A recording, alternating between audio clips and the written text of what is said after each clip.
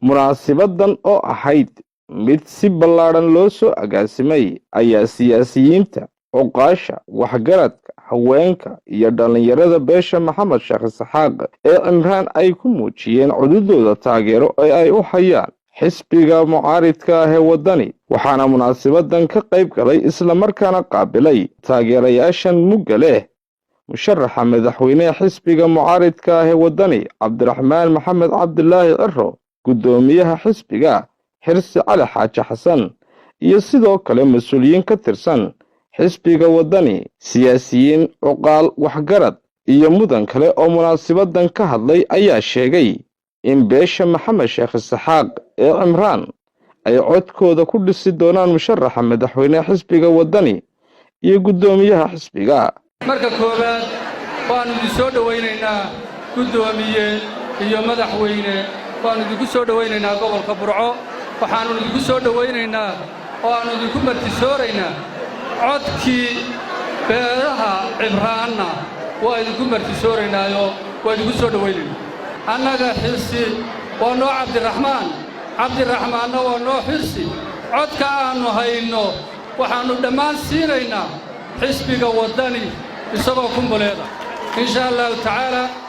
idina dawayno abaalgudi xafladani waxa ay daaran tahay in kulmiye la sagootiyo kulmiye waynu sagootinay Soomaha kulmiye wayna dhaafay wadani baynu nahay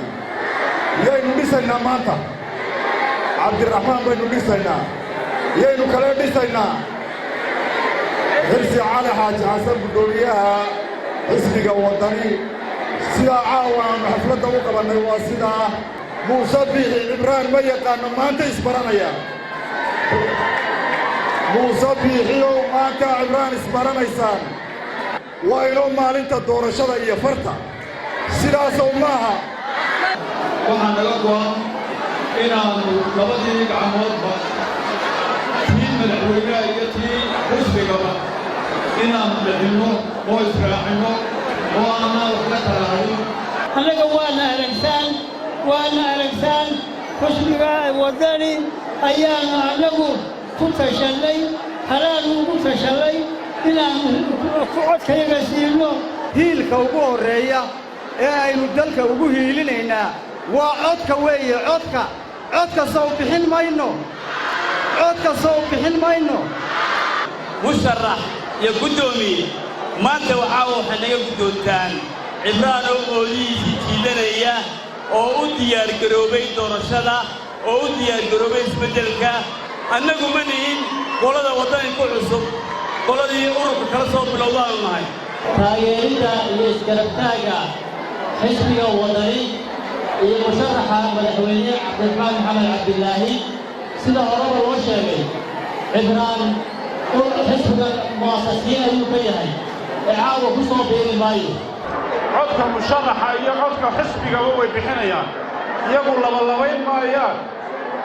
meel bay waxooda kuubsanayaan waxa aanu ku ballanay haddaanu beelaha Maxamed Sheekh Saxaaq nahay in aanu maanta u midowno sidii xisbigii kulmiye meesha looga saari lahaa in aanu u midowno aan u ballanay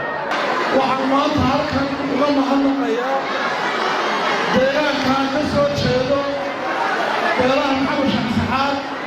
taageerada mugga iyo miisaanka leh oo ay la barbar istaageen xisbiga wadani waxaan halkan doonayaa inaan ka qiro inay beelahani ahaayeen beelihii lafdhabarta u ahaa xisbiga talada ka degaya ee kulmiye